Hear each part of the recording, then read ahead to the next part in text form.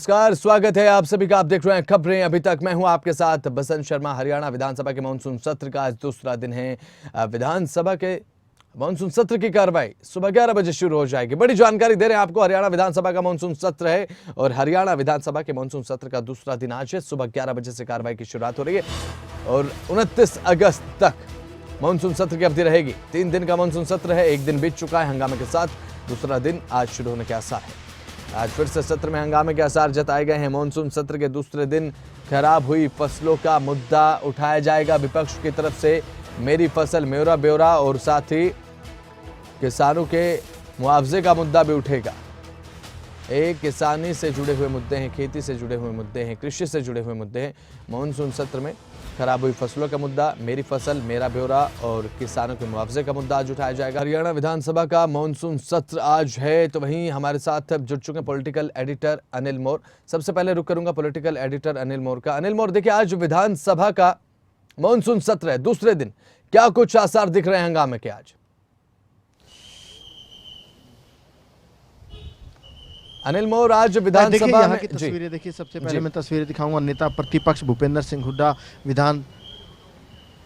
विधानसभा पहुंच चुके हैं। डिप्टी सीएम दुष्यंत चौटाला का काफिला भी आप देख सकते हैं, वो भी विधानसभा पहुंच चुके हैं। अब स्पीकर ज्ञानचंद गुप्ता वो भी विधानसभा पहुंच चुके हैं। आप काफिला जो मेरे सहयोगी है ललित वो दिखाएंगे, ये काफिला आप देख सकते हैं। डिप्टी सीएम दुष्यंत चौटाला विधानसभा में पहुंच चुके हैं। नेता प्रतिपक्ष भूपेंद्र सिंह हुड्डा विधानसभा पहुंच चुके हैं और स्पीकर ज्ञानचंद गुप्ता वो भी विधानसभा पहुंच चुके हैं। ये गाड़ी स्पीकर ज्ञानचंद गुप्ता की वो भी विधानसभा पहुंच चुके हैं। आपसे थोड़ी देर पहले मुख्यमंत्री मनोहर लाल विधानसभा पहुंचे थे और जो तमाम नेता ये पहुंचे हैं विधानसभा, क्योंकि अभी एक कमेटी की बैठक होनी है। जो श्रेष्ठ विधायक चुना जाना है, श्रेष्ठ विधायक चुने जाने को लेकर जो कमेटी है उस कमेटी की बैठक होगी। श्रेष्ठ विधायक कौन होगा हरियाणा विधानसभा का, उसको लेकर थोड़ी ही देर में बैठक होगी। डिप्टी सीएम दुष्यंत चौटाला आप देख सकते हैं विधानसभा पहुंचे हैं। स्पीकर ज्ञानचंद गुप्ता विधानसभा पहुंचे। इनसे पहले मुख्यमंत्री मनोहर लाल पहुंच चुके थे। भूपेंद्र सिंह हुड्डा, डिप्टी स्पीकर, संसदीय कार्य मंत्री कंवरपाल गुर्जर, ये तमाम नेता विधानसभा पहुंच चुके हैं। 10 बजे कमेटी की बैठक का समय है। कमेटी की बैठक होगी और कमेटी की बैठक में तय किया जाएगा कि श्रेष्ठ विधायक कौन होगा। अब बात करते हैं विधानसभा में कौन से मुद्दे छाए रहेंगे। प्रश्नकाल के साथ 11 बजे सदन की कार्रवाई शुरू होगी। प्रश्नकाल में सत्ता पक्ष विपक्ष के तमाम विधायक सरकार से सवाल पूछते नजर आएंगे। इसके अलावा सदन काफी हंगामेदार रहने के आसार है। किसानों का मुद्दा छाया रहेगा। बाजरे की जो फसल दक्षिण हरियाणा में ज्यादातर होती है, बाजरे की फसल में कीड़ा लगा है, इसको लेकर विपक्ष की तरफ से एक ध्यानाकर्षण प्रस्ताव दिया गया। इस मुद्दे पर हंगामा रहने के आसार है। इसके अलावा फसल बीमा योजना पर भी आज सदन में काफी हंगामा रहेगा। वहीं मंत्री संदीप सिंह के मुद्दे पर जो कांग्रेस के विधायक है, इनेलो विधायक अभय चौटाला हंगामा करते नजर आएंगे। विपक्ष के विधायकों की तरफ से संदीप सिंह का इस्तीफा मांगा जाएगा। इस पर काफी हंगामा रहने के आसार है। इसके अलावा नुहू हिंसा, कानून व्यवस्था, इन मुद्दे पर भी आज सदन में काफी हंगामा बना रहेगा और कहीं ना कहीं जो विपक्ष की कोशिश रहेगी, चाहे संदीप सिंह का मुद्दा हो, कानून व्यवस्था का मुद्दा हो, नुहू हिंसा का मुद्दा हो, किसानों के मुद्दे हो, इन सभी मुद्दों पर सरकार को घेरा जाए। इसके अलावा कृषि मंत्री जेपी दलाल वो भी काफी आज कहीं ना कहीं गुस्से में नजर आएंगे। उनकी तरफ से एक प्रिविलेज मोशन की मांग सदन में किरण चौधरी को लेकर की जाएगी, क्योंकि सदन के पहले दिन किरण चौधरी की तरफ से फसल बीमा योजना को लेकर कहा गया था कि जो हरियाणा में फसल बीमा योजना कंपलसरी है। वहीं कृषि मंत्री जेपी दलाल का कहना है कि हरियाणा में ये योजना कंपलसरी नहीं है, ये ऑप्शनल है किसानों के लिए। किसानों की स्वेच्छा है कि वो बीमा कराएं या न कराएं। और किरण चौधरी की तरफ से जो आरोप लगाए गए थे, झूठे और बेबुनियाद आरोप थे, कृषि मंत्री जेपी दलाल का कहना है। इसी को लेकर कृषि मंत्री जेपी दलाल किरण चौधरी के खिलाफ प्रिविलेज मोशन आज सदन में रखेंगे। आज अगर फिलहाल मैं विधानसभा के बाहर खड़ा हूँ, यहाँ पर मौसम खराब हो रखा है, बारिश हो रही है। जिस तरीके से कहीं ना कहीं जो है मौसम भले ही खराब हो, लेकिन जो सदन है, सदन में भी कहीं ना कहीं गर्मा गर्मी रहने के पूरे आसार है। विपक्ष कई मुद्दों पर कहीं ना कहीं आज सरकार को घेरता नजर आएगा। बने हुए अनिल मोर, देखिए आज मेनली जो है वो किसानों के मुद्दे बताए गए कि किसानों के मुद्दों को लेकर, कृषि मुद्दों को लेकर विपक्ष जो है हमलावर रहेगा सत्ता पक्ष पर। जेपी दलाल भी गुस्से में नजर आए। बात भी की थी आपने कृषि मंत्री जेपी दलाल से आज?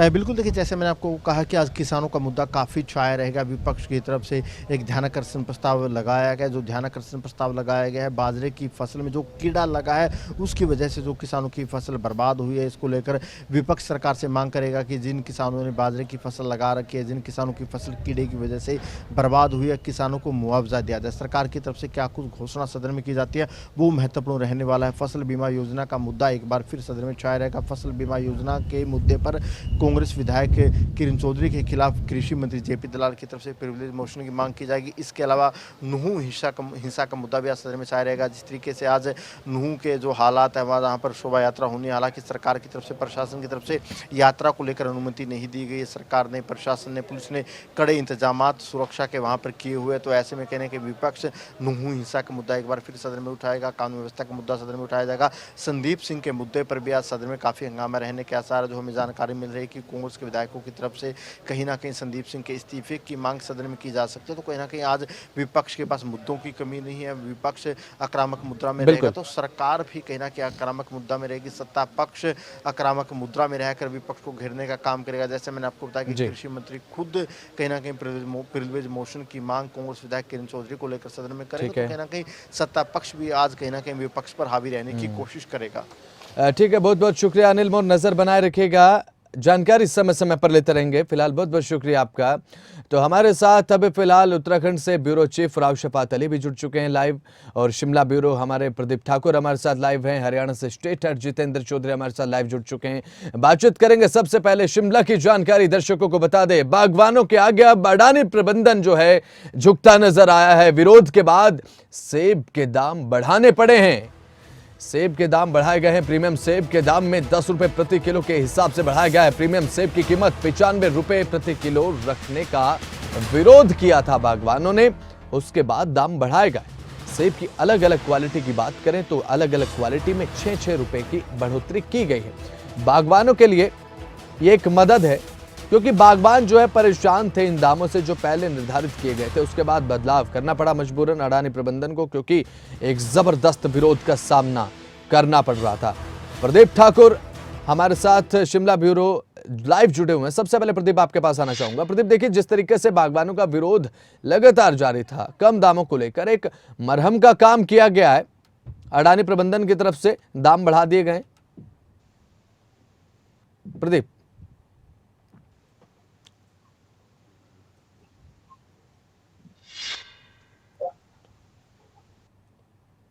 आवाज मिल पा रही है प्रदीप आपको? तो प्रदीप आपके पास लौटूंगा, बड़ी जानकारी दर्शकों को दे रहे हैं। बागवानों के आगे अब अडानी प्रबंधन जो है वो झुकता नजर आया है। प्रीमियम सेब के हिसाब से अब 10 रुपए के जो दाम हैं वो बढ़ाए गए हैं। विरोध के बाद सेब के दाम ये बढ़ाए गए हैं, और अभी फिलहाल जो सेब के दाम बढ़े हैं उसके बाद बागवानों को काफी अहम मदद भी मिलने की बात कही जा रही है। प्रदीप ठाकुर हमारे साथ जुड़े हुए हैं शिमला ब्यूरो। प्रदीप, आपके पास आना चाहूंगा। फिलहाल दाम जो बढ़ा दिए गए हैं, बागवानों को एक मदद मिल रही है सेब के दाम बढ़ने से? बिल्कुल, देखिए बसंत, जिस तरह से अडानी प्रबंधन की तरफ से सेब के रेट्स अब रिवाइज किए गए हैं। हाँ। जैसे पहले सेब के रेट्स जो खोले गए थे वो 95 रुपए प्रति किलो जो प्रीमियम सेब है, यानी जो अच्छी क्वालिटी का सेब है जिसमें 80 से लेकर 100% तक कलर होता है, उस सेब को ये रेट्स दिए गए थे।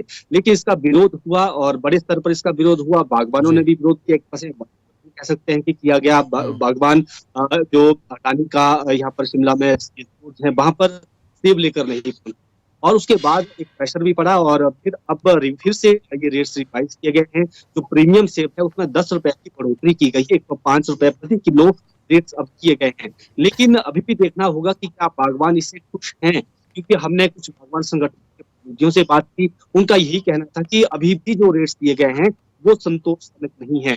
हम इस बात को मानते हैं कि पैकेजिंग मटीरियल बेशक उसमें राहत कहीं न कहीं दी गई है और रेट्स में सेब खरीदा जाता है, लेकिन जो रेट्स मार्केट में पहले से ही उपलब्ध हैं उनसे ये बहुत कम रेट्स हैं, और इस तरह से ये रेट्स बढ़ाए जाने चाहिए। इसको लेकर जो कुछ बागवानी जो प्रतिनिधि हैं उन्होंने ये बात कही है। लेकिन अब देखना ये होगा कि जो आम बागवान है, अगर उनको लगता है कि हम इस रेट पर सही है हमारे लिए रेट, तो क्या वो ये स्टोर में पहुंचेंगे सेब लेकर, ये देखने वाली बात होगी। क्योंकि अगर शिमला की इस वक्त बात करें तो बाकी भी यहाँ पर इस तरह की कंपनियां हैं अडानी अडानी के अलावा रिलायंस कंपनी भी यहाँ पर सेब खरीदती है। उसके साथ साथ बिग बास्केट वो भी यहाँ पर सेब खरीदती है। देवभूमि एक कंपनी है वो खरीदती है। कुछ और कंपनियां भी यहाँ पर हैं जो सेब खरीदती है। तो लेकिन उनकी तरफ से जो सेब के रेट्स दिए गए हैं वो 120-25 रुपए तक दिए जा रहे हैं। और जो ओपन मार्केट है यानी जो मार्केट यार्ड है, एपीएमसी है, वहां पर जो सेब बिक रहा है वो भी 135 रुपए किलो तक जो प्रीमियम सेब है अच्छी क्वालिटी का वो बिक रहा है। तो ये कहीं ना कहीं जो चीजें सामने आई हैं उसमें बागवानों को बेशक अपनी तरफ लाने की कोशिश यहाँ अडानी प्रबंधन ने की है कि 10 रुपए के रेट्स यहाँ पर बढ़ाए जाएं। जो इससे कम क्वालिटी का सेब है यानी ठीक है। 60 से 80% कलर वाला सेब है उसके रेट कुछ ठीक किया गया है। लेकिन बात भी है कि जो बागवान है क्या वो अपना सेब लेकर अब अडानी के पास जाएगा, ये देखने वाली बात होगी। या फिर अब जिस तरह से ये नई चीज सामने आई है, पहले हमने देखा कि आड़तियों का प्रति किलो के हिसाब जी सेब बेचने को लेकर विरोध था, लेकिन अब ये जो बड़ी कंपनियां हैं जो सेब खरीदती हैं, बिल्कुल। फिर स्टोर करती हैं, फिर मार्केट में बाद में मार्केट में सेब को लाती हैं, तो क्या अब इन कंपनियों को लेकर भी नियम बनाने की जरूरत अब आने वाले समय में महसूस होगी? इस पर अब जरूर चर्चा शुरू हुई है और इसका अब दिखना ये होगा कि सरकार भी इसमें क्या फैसला करती है। क्योंकि वो शिमला की अगर बात करें तो देश का 80% सेब केवल शिमला जिला जो है उत्पादन करता है। ठीक और है सबसे बड़ी प्रदीप, बने रहिएगा इकोनॉमी आप हमारे साथ। एक और बड़ी जानकारी मिल पा रही है, हमीरपुर दौरे पर मुख्यमंत्री सुखविंदर सिंह सुक्खू हैं, भोरंज विधानसभा के दौरे पर भी रहने वाले हैं। राहत एवं पुनर्वास कार्यों का निरीक्षण भी इस दौरान सीएम सुखविंदर सिंह सुक्खू करने वाले हैं। बाढ़ प्रभावित लोगों से सीएम की मुलाकात भी होगी। जो बाढ़ प्रभावित लोग हैं उनसे मुलाकात करेंगे, हालचाल जानेंगे। आज शाम को शिमला वापस लौटेंगे सीएम सुक्खू। कुछ इस तरीके से पूरा कार्यक्रम रहेगा। राहत एवं पुनर्वास कार्य जो चलाए जा रहे हैं सरकार की तरफ से उसका निरीक्षण भी किया जाएगा। प्रदीप ठाकुर हमारे साथ जुड़े हैं। प्रदीप, आज भोरंज विधानसभा क्षेत्र का दौरा करेंगे सीएम सुक्खू, क्या कुछ ताजा जानकारी, किस समय पहुंचेंगे? आज मुख्यमंत्री का हमीरपुर का दौरा है। जो भोरंज विधानसभा क्षेत्र है वहां पर भी बाढ़ बारिश की वजह से नुकसान हुआ है। लोगों को भी प्रश्न जो उनकी निजी संपत्ति है उसको नुकसान पहुंचा है। तो इसी के मद्देनजर ये दौरे किए जा रहे हैं, क्योंकि अब मौसम थोड़ा थम गया है। पिछले कल देखा हमने कि धूप खिली हुई थी। आज भी हालांकि येलो अलर्ट ऊपरी जो क्षेत्र है, पहाड़ी क्षेत्र है, वहां के लिए जारी किया गया है, लेकिन हल्की बारिश की संभावना है। तो ऐसे में अब जो मंत्री हैं, मुख्यमंत्री हैं, डिप्टी सीएम हैं, वो फील्ड में उतरे हैं। और इसी कड़ी में मुख्यमंत्री ने निर्देश भी दिए अपने सभी मंत्रियों को, और साथ ही आज और कल के लिए यानी 2 दिन फील्ड में रहेंगे। हर जिले की ड्यूटी लगाई गई है। कांगड़ा का जिला का जिम्मा मुख्यमंत्री ने डिप्टी सीएम को दिया है और मुकेश अग्निहोत्री को दिया है। इसके साथ साथ जो बाकी जिलों में विधानसभा अध्यक्ष भी जाएंगे, मंत्री भी जाएंगे और भी सीपीएस वो जो है हर एक जिले में रहेंगे, वहां पर राहत पुनर्वास कार्य की समीक्षा करेंगे। और खुद मुख्यमंत्री आज भोरंज पहुंच रहे हैं। यहाँ पर अलग अलग स्थानों पर उनका दौरा होना है। ठीक है, बिल्कुल। 2 बजे के प्रदीप ठाकुर, बहुत बहुत शुक्रिया हमारे साथ जुड़ने के लिए। हमारे साथ स्टेट हेड जुड़ चुके हैं जितेंद्र चौधरी। और विधानसभा का मॉनसून सत्र चल रहा है, दूसरा दिन आज है और 11 बजे कार्रवाई शुरू हो जाएगी। अभी फिलहाल जितेंद्र चौधरी हमारे स्टेट हेड हमारे साथ जुड़ चुके हैं। उनके साथ जो है कांग्रेस नेता किरण चौधरी इस समय मौजूद हैं। Jitendra, over to you.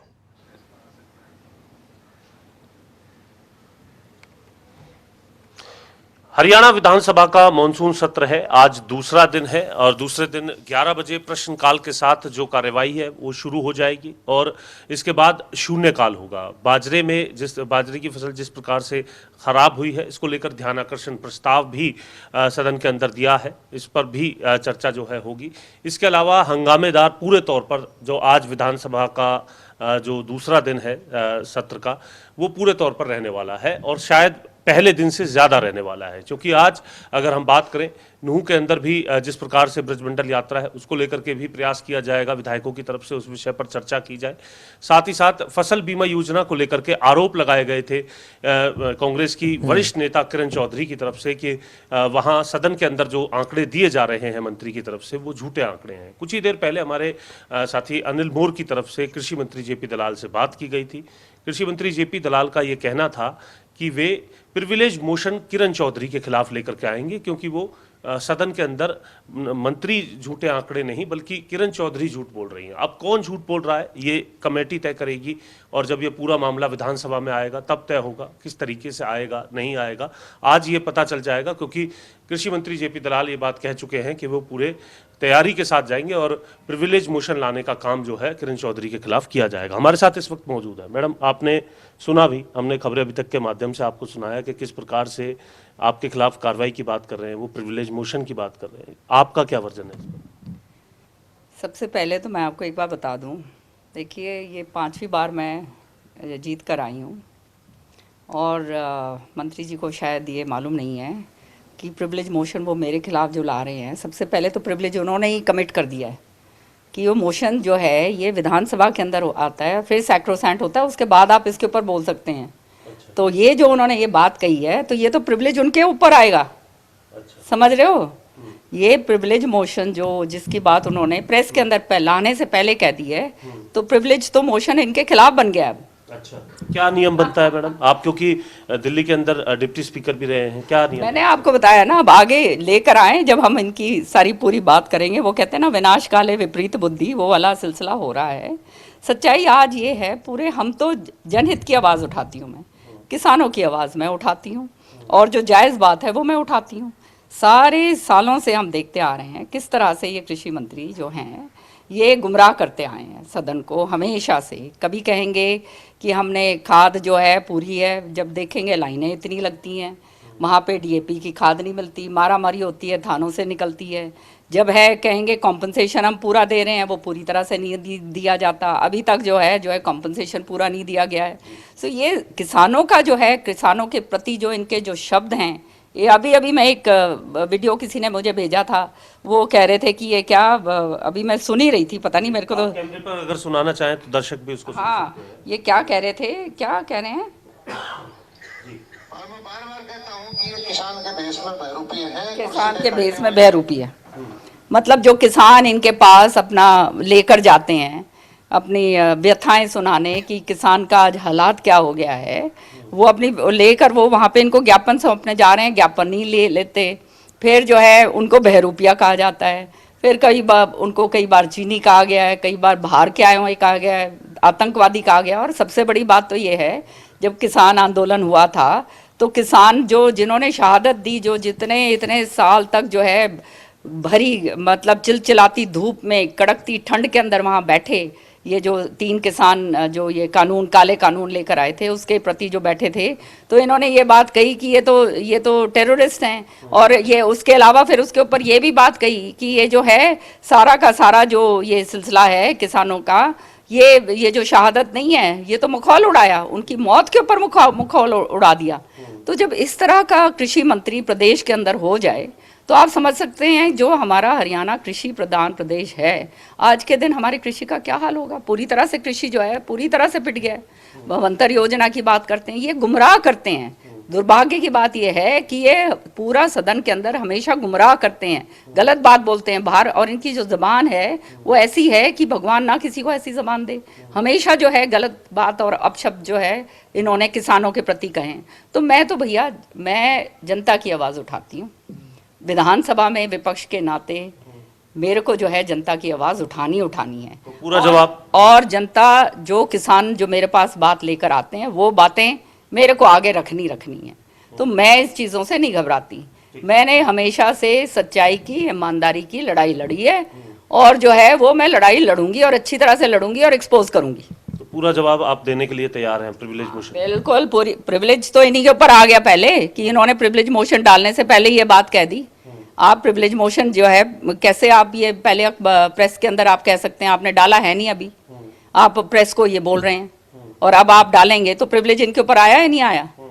इन्हीं के विरुद्ध आ गया। तो इनको जो है, इनको जो भी ये बात समझा रहा है या जहां इनका दिमाग गर्म हो रहा है, इनको ठंडे उससे सोचना चाहिए कि किस तरह से किसानों का भला करा जाए। किसानों की जो है आय जो दुगनी की बात कही गई थी 2022 तक, वो किस तरह से जो आज के करते हैं मैडम, वो बताते हैं कि पहले देख लीजिए 2014 में क्या रेट थे फसलों के, आज देख लीजिए कई तो 2 गुना की जगह 3 गुना भी। 2014 की क्या आप बात कर रहे हो? आज के दिन जो है कितने साल उपरांत जो है हालात क्या हो गए हैं, ये मेरे कहने की बात नहीं है। सारा हरियाणा हाहाकार मचा रहा है, सारे हरियाणा का किसान हाहाकार मचा रहे हैं, सारे किसान आंदोलन जो है इतना ज़बरदस्त हो चुका है। उसके बाद जो है अभी 3-4 दिन पहले जो है इनके घर का, इनके आवास का जो है पूरा का पूरा किसानों ने जो है घेराव करा है। वहाँ पर जो है पूरी तरह से कॉम्पनसेशन नहीं दिया जा रहा।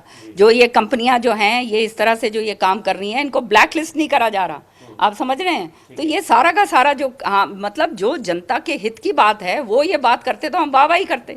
लेकिन आज के दिन मतलब ऐसा कृषि मंत्री जो मतलब बिल्कुल पूरी तरह से किसानों के विपरीत है, विरुद्ध है, तो उसकी तो आवाज़ जो है सदन में, मेरा ये वो है, दायित्व है कि मैं सदन में इस बात को उठाऊं, और मैं जो बात सदन में उठाऊंगी उससे कोई झुठला नहीं सकता। ठीक है, और क्या मुद्दे रहेंगे मैडम आज? आज ये मेरा लगा हुआ है कॉलिंग अटेंशन मोशन, सुंडी के ऊपर जो प्रकोप हुआ है, ये जो बाजरा के ऊपर जो अमेरिकन सुंडी है, जो नीचे से जड़ से तो सूखा पड़ गया है, ऊपर से उसके जो पल उसके अंदर जो है वो अमेरिकन सुंडी का प्रकोप आ गया है, जो है अभी तक जो है उसका कोई मुआवजे की बात नहीं करी गई है, कोई गिरदावरी की बात नहीं करी गई है। किसी कृषि मंत्री अपना पीठ थपथपाते हैं और जो है मैं तो कहती हूँ सारे सदन को गुमराह करते हैं, और अपने आला जो इनके हमारे मुख्यमंत्री जी हैं उनको भी ये गुमराह करते हैं। मैडम, अंतिम सवाल आपसे, नूह में आज ब्रजमंडल यात्रा दोबारा निकाली जा रही है, क्या अपील करेंगे और सदन में क्या इससे संबंधित कुछ विषय रहेगा? सच्चाई ये है, देखो, छत्तीस बिरादरी का हरियाणा प्रदेश है और हमेशा से चैन अमन से रहा है, और ये चैन अमन जो है ये खराबा करने के लिए कोई तैयार नहीं है, कोई भी नहीं चाहता। कोई जो मतलब पीसफुल आदमी है वो ये नहीं चाहेगा कि उसका कोई भी किसी तरह से इस तरह से ये कानून व्यवस्था खराब हो। सो मैं तो यही कहूँगी कि बहुत सारे वो कहते हैं ना, बहुत गम है दुनिया में, अपना जो है ज़िंदगी बसर करनी इतनी मुश्किल हो गई है। ये अब इलेक्शंस आ रहे हैं, उसके पास जैसे ये इलेक्शंस आएंगे ये सारे काम होंगे, तो जनता को आंख खोल के देखना चाहिए कि हालात क्या हो रहे हैं, और ये व्यवस्था अगर जो है ऊपर से जो है कायम नहीं रखी गई तो फिर इसमें जनता के पास कोई विकल्प ही नहीं है। ठीक है, शुक्रिया बात करने के लिए। जी बसंत, ओवर टू यू। ठीक है, बहुत बहुत शुक्रिया जितेंद्र हमारे साथ जुड़ने के लिए, तमाम बातचीत के लिए बातचीत आपने की। तो हम बात करते हैं उत्तराखंड की। दिसंबर महीने में प्रस्तावित उत्तराखंड में इन्वेस्टर समिट पर विपक्ष के सवाल अब देखने को मिल रहे हैं। विपक्ष के जो सवाल हैं वह साफ तौर पर जाहिर हो चुके हैं। विपक्ष का यह कहना है कि बीजेपी सिर्फ इवेंट मैनेजमेंट का काम करती है, रोजगार देने का काम नहीं करती। तो सवाल जो हैं वो खड़े कर दिए गए हैं। तो उत्तराखंड से ब्यूरो चीफ हमारे साथ जुड़ चुके हैं राव शफात अली। शफात अली, देखिए, इन्वेस्टर समिट पर विपक्ष ने सवाल खड़े कर दिए और कहा कि मैनेजमेंट का काम करती है, इवेंट मैनेजमेंट का काम करती है बीजेपी केवल, न कि रोजगार देने का। शफात अली।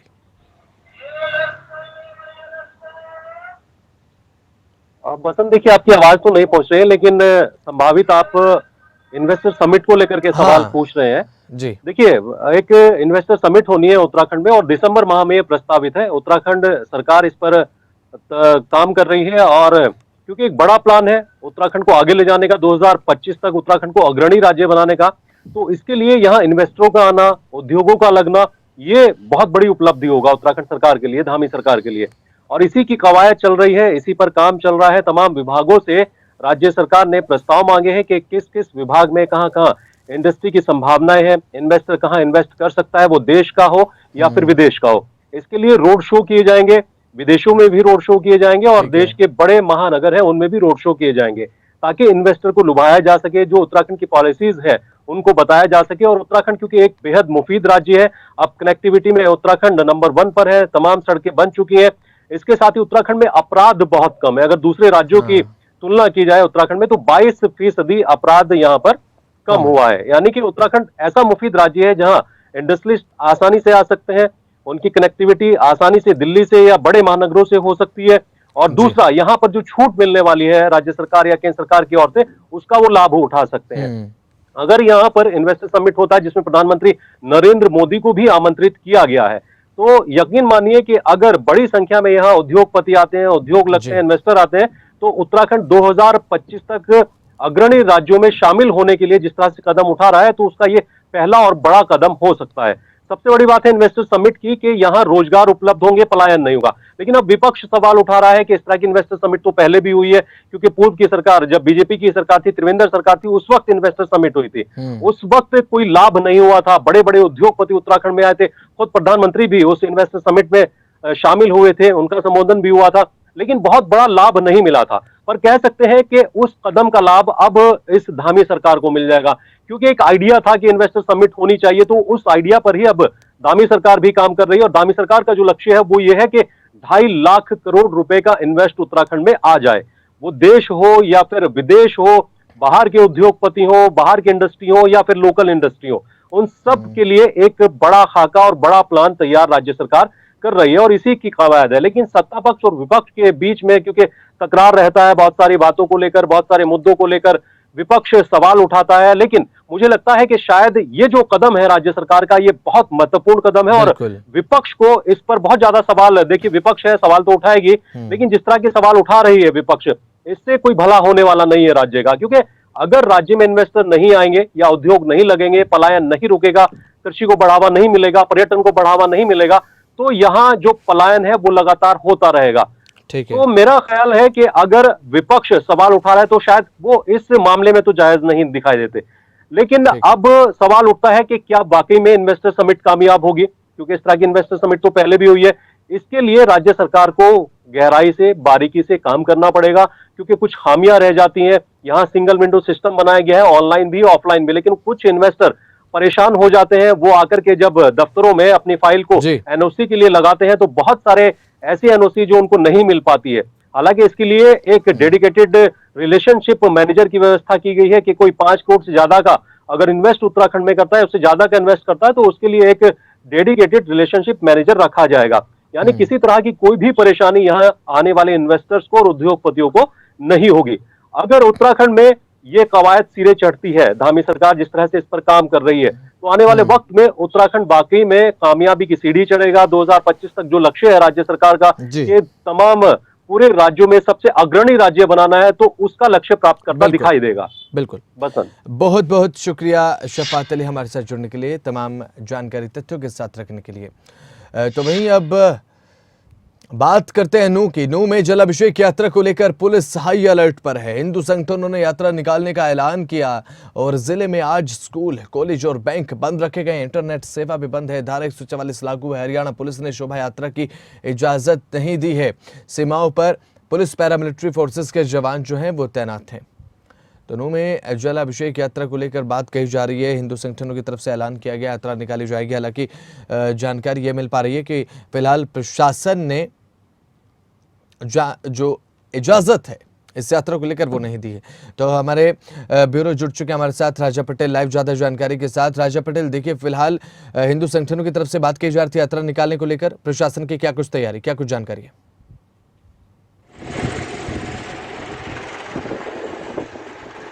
बिल्कुल, देखिए नुहू प्रशासन पूरी तरीके से अलर्ट पर है। इस वक्त हम पलवल नुहू सीमा पर मौजूद हैं। मैं आपको तस्वीरें दिखाना चाहूंगा। आप देख सकते हैं कि जो एक्स्ट्रा फोर्सेस है, RAF की फोर्सेस यहाँ पर लगा रखी है और नुहू का ही शाइन बोर्ड है। इसके बाद से नुहू की जो सीमा है वो शुरू होती है। पूरी तरीके से जो प्रशासनिक अधिकारी हैं वो अलर्ट पर है। आप देख सकते हैं कि तमाम जो फोर्सेस है वो यहाँ पर तैनात है और जो भी व्यक्ति यहाँ से, जो भी गाड़ी यहाँ से गुजर रही है, उनको यहाँ पर उनका पहचान पत्र चेक किया जा रहा है, उनका आधार कार्ड चेक किया जा रहा है। उसके बाद ही गाँव के अंदर परमिशन दी जा रही है और बाहर के जो लोग हैं उनकी परमिशन पूरी तरीके से बैन है। तो पूरी तरीके से प्रशासनिक अधिकारियों की बात करें, जो एक्स्ट्रा फोर्सेस यहाँ पर लगाई गई है वो पूरी तरीके से अलर्ट पर है। क्योंकि आज जलाभिषेक की बात के बावजूद प्रशासन पूरी तरीके से अलर्ट है। प्रशासन की तरफ से परमिशन नहीं दी गई, उसके बावजूद प्रशासन पूरी तरीके से अलर्ट है। मैं आपको दूसरा दिखाना चाहूंगा। आप देखिए, जो भी लोग नुहू के अंदर प्रवेश कर रहे हैं उनको बकायदा रजिस्टर में हरियाणा पुलिस के जो जवान है वो एंट्री कर रहे हैं, उनसे पूछताछ कर रहे हैं और उसके बाद उनका आधार कार्ड, उनका वोटर ID कार्ड। राजा पटेल, नूह में जो हिंसा पहले हुई 31 जुलाई को, उसके बाद अब प्रशासन अलर्ट है, शासन अलर्ट, नजर अपनी बनाए रखिएगा। जानकारी फिलहाल समय समय पर लेते रहेंगे। फिलहाल बहुत बहुत शुक्रिया आपका जुड़ने के लिए। तो चलिए अब देखने की बात हो कि प्रशासन किस तरीके से अलर्ट रहता है, शासन किस तरीके से अलर्ट रहता है।